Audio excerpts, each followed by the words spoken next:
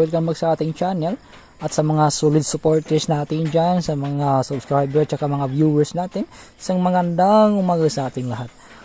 So for today's video guys is may gagawin na naman tayong isang kakaibang recipe guys, no? Yes, isang kakaibang recipe. Kumbaga matagal-tagal na rin hindi kami nakakuha ng ganito, nakakain ng ganito. So yan yung i-content natin guys. So gagawa tayo ng kukuha tayo ng ubod ng bilis or yung wild palm tree. Hindi ko kasi alam kung anong sa Tagalog yung bilis guys eh. Basta kung sa amin tawagin yung is bilis. So paki-comment lang below kung anong ngalan to sa inyo guys, no? Kung may nakakilala sa inyo na pagkain na ito guys. So sa gubat ito natatagpuan guys, no, kadalasan. So anong hinihintay pa natin? Tara na, maglakad na tayo guys. Kasi isang malaking malayo-layong lakaran natin guys, no. So yun na nga guys, napakalinaw ng panahon ngayon natin, no? Kitang-kita yung paligid. Tsaka yung aso namin guys, di mapakali. Kahit sa kinagpunta, papunta agad sila guys. Ganyan yung aso namin guys, train na train talaga. O diba? Tapos ano pang hinihintay natin? Sige, lakad-lakad lang tayo guys. Pero magdahan-dahan tayo, baka may mga bitin sa daan. Tsaka grabe na sa amaw eh. So isang lingi lang talaga lang kamera guys, kahit saan na tayo papunta, no? So ganyan sa part na yan guys is medyo papunta na kami sa gubat, no? Nasa pinaka main entrance na kami ng gubat. Tsaka dahan-dahan lang kasi mga hapla. Diba? So isang ikot ang naangkang ng camera is andyan na nga tayo eh. O diba? So lakad-lakad lang tayo, pa-continue lang tayo.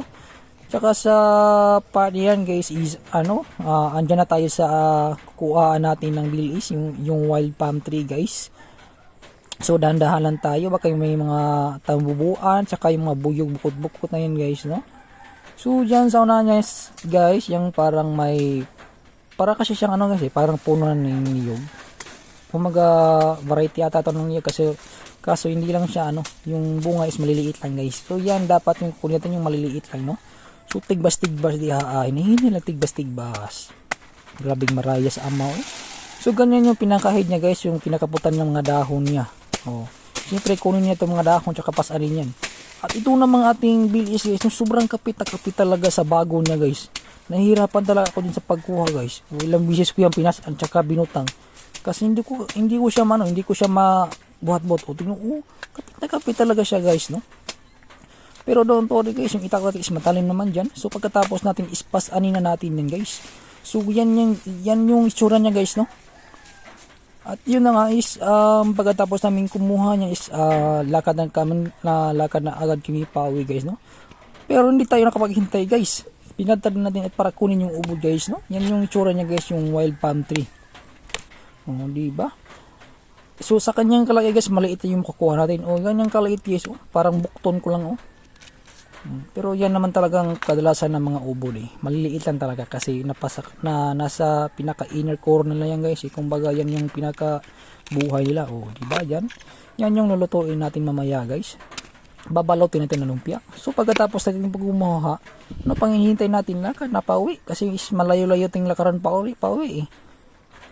Yung mga aso namin guys, hindi mapakali talaga kung saan kami. Andun talaga napakaloyal talaga nila guys, no. O pagdating nga sa unahan is parang inuhawa ko guys, kaya umakyat ako ng buko. At ito namang sidax guys is gusto atang magpakuha sa video. Yung mukha lang yung nakita sa buong video guys, tignan nyo. O di ba? Kailan yan dax? O pagkatapos is siyempre uminom na agad tayo guys. O fresh na fresh niya. Kapoy na kapoy talaga guys.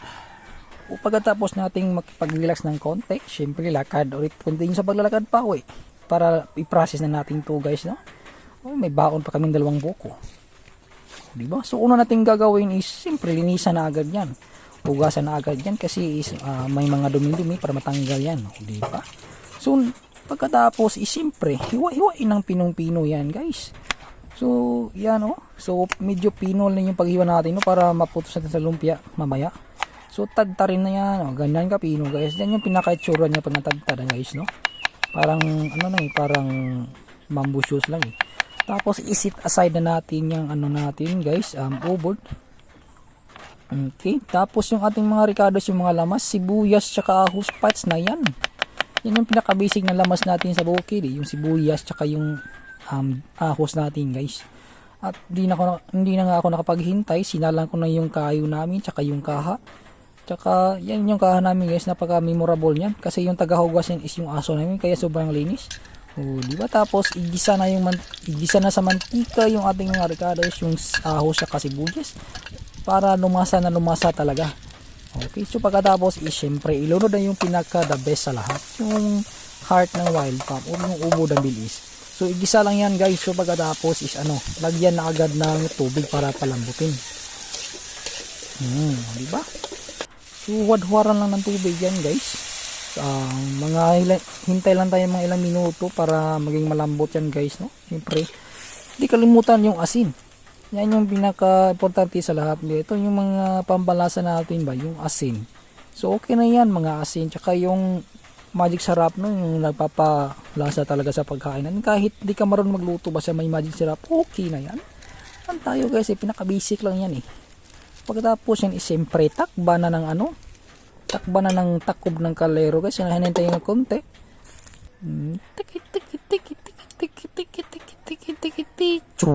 Ayun na nga guys. Isang ukab ko lang. Humot kayo. Grabe. So siyempre hauno natin yan para pabugnawin. Para hindi masakit sa kamay pag pinutos ng lumpia wrapper guys. Tsaka pauga-ugahin natin kasi pag basa yan guys, medyo mabutas kasi yung lumpia wrapper. Okay. So pagkatapos nating mahaon lahat yan guys, wala na tayong ibang hinihintay ba kundi posto na natin yan guys. Okay. Grabe, hawda mo puto sa ama. Halatang talagang hindi man po marunong magputo sa. Diba? Atras pa. Siyempre, continue lang tayo sa ginagawa natin. Focus sa goal. Diba? Ay, salamat. Nakaputos din ako guys. Taling ko pala, no? Pagkatapos is, yan na yung mga naputos natin guys. Agoy, naligid pang isa eh. Siyempre, mantika agad. Wala na tayong ibang satsata para ilunod na yung mga lumpia natin guys. Grabe, sarap tignan na. Parang parang normal lang na lumpia sa mabibili sa bangkita natin . Ganyan lang guys. Tapos, ilunod na yung lahat. Sala na yung lahat. Tapos, ganyan yung kulay niya guys. Sa ulo niya natin yan. Wala nang ibang satsat pa. Kasi excited na akong kumain. Diba? Sobrang sarap yung pang ulam guys to, pero na yan, kinilaw ko lang yan. Suka lang yung katapat yan guys, yung pinaka best eh. So ano pang hinihintay natin at tasting time na. Wow, grabe. At ito naman si Wendell guys, gusto pa atang manghingi, no? Diba? Grabe, init mo lang. So yan yung video natin guys, no? Salamat sa mga nagsubaybay sa ating lahat. Salamat sa mga manonood pala ng ating video. Tsaka antabayan kayo sa sunod nating mga upload. Bye bye!